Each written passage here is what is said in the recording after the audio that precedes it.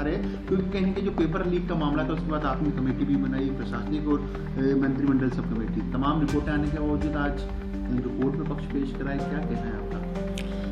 देखिए, कांग्रेस के नेता एसआई भर्ती रद्द करने को लेकर सवाल उठा रहे हैं, तो एक बात तो स्पष्ट हो गई है, उन्होंने ये स्वीकार कर लिया कि उनकी सरकार के दौरान एसआई भर्ती में बड़े स्तर पर गड़बड़ी हुई थी, उसकी दोषी कांग्रेस है।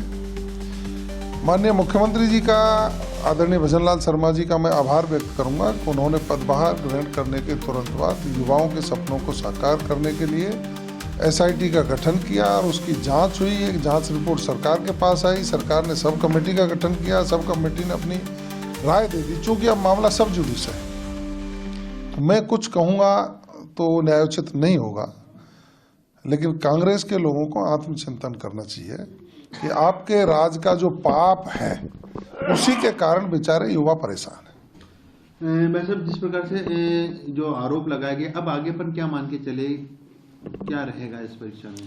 देखो, मेरा मानना तो ये है कि परीक्षा का निर्णय जो भी होगा सब जुडिस है, जो आगे देखा जाएगा, लेकिन कांग्रेस के लोगों की बुद्धि भ्रमित हुई है। मैं जो देख रहा हूँ सिनेरियो, इनका एक नेता बयान जारी करता है, फिर दूसरे नेता कहीं से जहाज में बैठ के भागते हैं, फिर वो बयान जारी करते हैं, फिर उसका बयान होता है, तो फिर कहीं से फोन होता है, फिर उनका तीसरे गुट का व्यक्ति प्रेस करता है। इससे इनमें खुद में सिर फटब्बल की स्थिति हो रही है और ये आम जन को भ्रमित करने के आधारहीन बयान जो जारी कर रहे हैं, मैं उनकी भर्त्सना भी करता हूँ और उनको सलाह देता हूं कि आप थोड़ा सा राजस्थान के विकास की सोचिए। प्रदेश के मुख्यमंत्री जी ने पहले ही वर्ष में राइजिंग राजस्थान करके 35 लाख करोड़ के एमओयू किए हैं, जिनको धरातल पर लाने के लिए माननीय मुख्यमंत्री जी ने टास्क फोर्स का गठन कर दिया, जिम्मेदारियां दे दी, उसका काम चालू है। हम लगातार युवाओं को नियुक्ति पत्र जारी कर रहे हैं जो सरकारी नौकरियों में जा रहे हैं, उससे आप तिलमिला रहे हो कि सरकारी नौकरियां दे रहे हैं। आपने क्यों नहीं दी साहब अपने राज में? आपको कोई सांप सूंघ गया था क्या?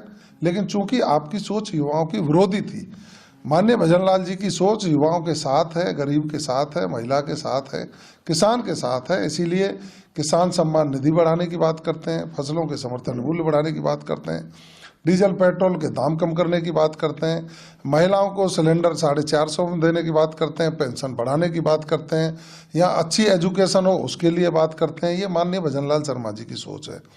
आपके राज में जिस तरह का ट्रांसफर उद्योग चलता था, मैंने देखा था कि बिरला ऑडिटोरियम में एक शिक्षकों का कार्यक्रम हुआ और प्रदेश के उस समय के मुख्यमंत्री माननीय अशोक गहलोत जी ने पूछा था, आदरणीय डोटासरा जी मौजूद थे, शिक्षा मंत्री थे, तो इन्होंने शिक्षकों से कहा कि भाई आप कोई ट्रांसफर पैसे तो नहीं लेता कोई, तो हाथ उठाओ। कुर्सी पे हाथ उठा लेते थे, मान लेते, कुर्सी पे खड़े होकर भी हाथ उठाए लोगों ने, और ये कहा कि हाँ पैसे लिए जाते हैं। आपको शर्म आनी चाहिए।